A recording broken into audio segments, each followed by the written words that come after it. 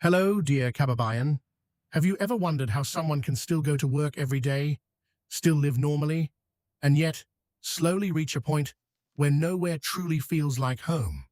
Not because of one big disaster, but because everything gets a little more expensive. The commute stretches a little farther, and the pressure stays long enough that stability slips away before you even realize it. Today, Pinoy Global Explorer takes a closer look at a reality quietly unfolding across the Philippines. What stands out is this. Many people are not becoming homeless because they failed, but because a life that once felt just enough is no longer enough. Small rented rooms, rent due dates circled on the calendar, and the feeling that each month grows heavier than the last. In this video, and we'll walk through 5 provinces where holding on to stable housing is becoming harder in ways that feel all too familiar. And the first place might not be what you expect. Metro Manila. Metro Manila is where many Filipinos arrive with a simple hope. Work hard, rent a place they can afford, and keep life moving in a steady direction. Each morning, the city wakes up early. Crowds spill onto the streets. Jeepneys fill to capacity. Eateries open their doors. Office buildings light up one by one. From the outside, everything seems to run smoothly, even giving the feeling that things are moving forward. But if you slow down just a little, you'll notice a different story quietly repeating itself, often beginning on the exact day rent is due. You may have stood beside them in an elevator, shared a ride with them, or been served by them at a familiar stall. They have jobs. They earn an income. They follow a steady routine. The only problem is that the cost of living around them rises faster than their ability to keep up. One renter in Quezon City once shared that he never actually lost his home. He just kept moving. First, a private room, then a smaller one, then shared space, then something temporary. Each move meant living a little farther from work, a little tighter in space, and a little less certain than before. There was no dramatic collapse, just a series of adjustments to keep going. Imagine living in a place where you hesitate to buy furniture because you're not sure how long you'll stay, where your address always feels temporary, where long-term plans are quietly postponed. In Metro Manila, many people don't become homeless overnight. They drift into a grey space between still housed and barely holding on. The city doesn't push them out, but it doesn't let them stand still either. Each month becomes a new calculation. If rent increases, if work hours are reduced, if a bill arrives earlier than expected. And while Manila continues to glow each night, some lives are slowly shrinking, inching closer to a line they once never imagined they would approach. Cebu. Cebu was once seen as a place where things felt more balanced, not as crowded as Manila, lively enough to offer work, and breathable enough to make people believe that with effort, life would stay steady. Many arrived here with the quiet confidence that they had chosen well. The city was growing. Tourism was expanding. Services were multiplying, and opportunities seemed to be everywhere.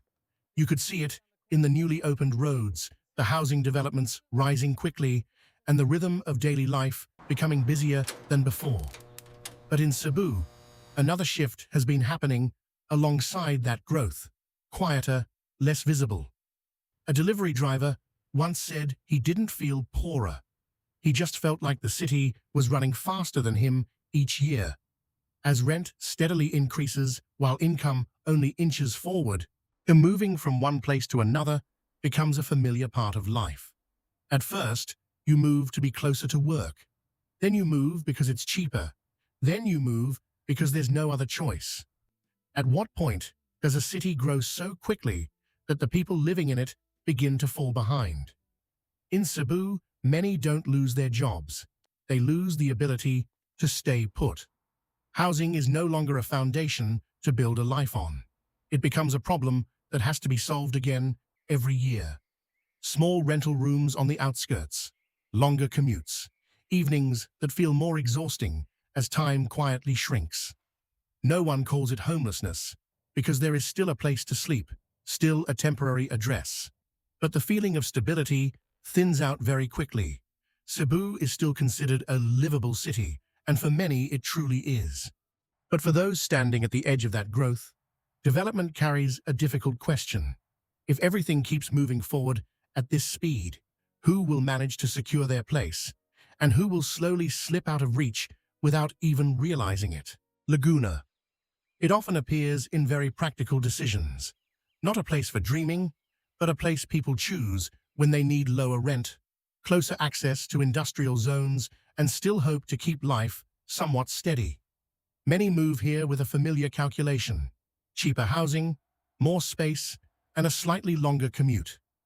At first, a little farther sounds manageable. 2 hours a day on the road, then 3, then 4. When does distance begin to feel like a burden? In Laguna, some mornings begin before sunrise and end when the streets are already lit. A factory worker on the day shift once said he wasn't afraid of hard work. He was afraid of always arriving late to his own life. When time is consumed by travel, everything else shrinks. Rushed meals, shorter sleep, health that slowly declines. And when the body begins to react, your work no longer feels as stable as it once did. Laguna doesn't make people lose their homes overnight. It makes them trade things away, little by little, just to keep one.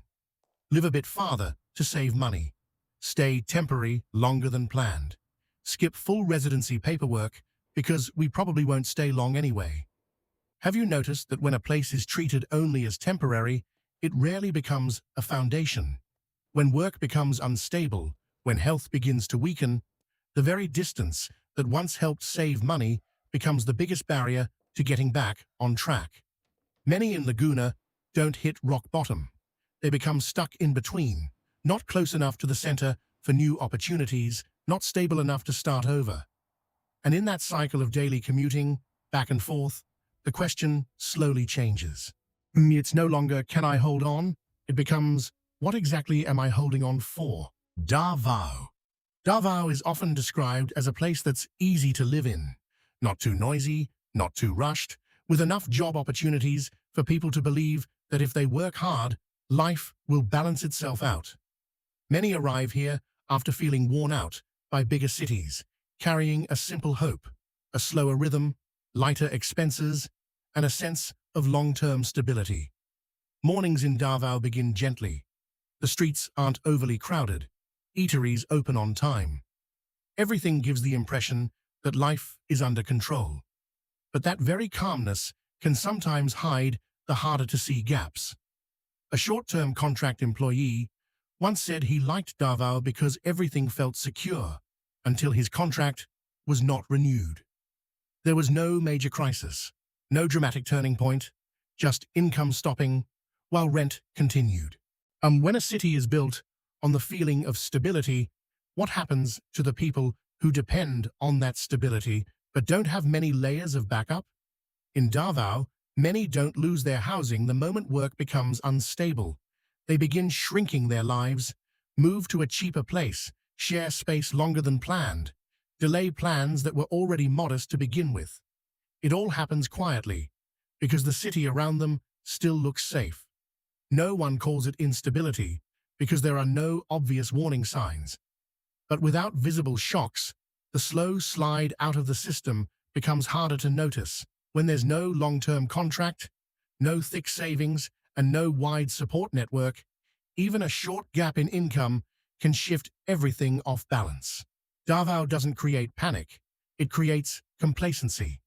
And perhaps the most unsettling question here is this: in a place that feels so stable, how many people are standing on ground thinner than they realize? Pampanga. Pampanga is not where people go to start a new life. It's where they go to sustain the one they already have. Industrial zones stretch for miles. Factories run steadily. Day shifts and night shifts follow one another without pause. From early morning, worker transport vehicles fill the roads, carrying a rhythm that feels familiar. Clock in, clock out, rest, repeat. For many, Pampanga once felt like a practical choice because the jobs were stable.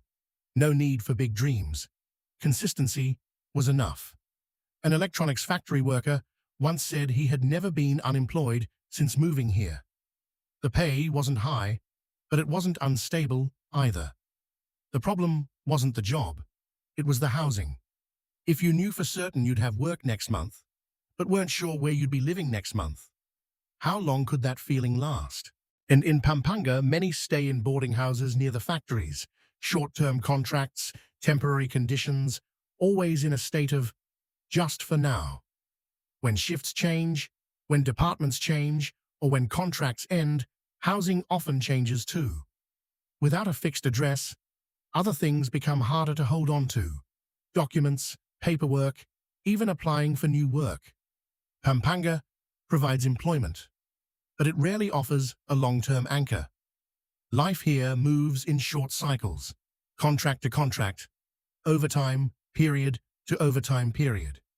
You can survive, but it's difficult to accumulate, difficult to say, I'm building something. Everything feels temporary, even plans that were already modest to begin with. Pampanga doesn't push people out suddenly. It creates a prolonged state where people manage just enough not to fall, but never feel steady enough to rise. And perhaps the biggest question here isn't who will lose housing, but how many are living one disrupted cycle away from having nowhere solid to stand. 5 provinces, 5 different settings, yet one easily overlooked common thread. No one in these stories began with the belief that they would lose their stability. Everything unfolded slowly, through small decisions, temporary adjustments, until life became fragile without them noticing when it happened. This video isn't meant to draw conclusions. It's simply a pause, a moment to look more clearly at what is happening around us. Thank you for staying and listening until the end.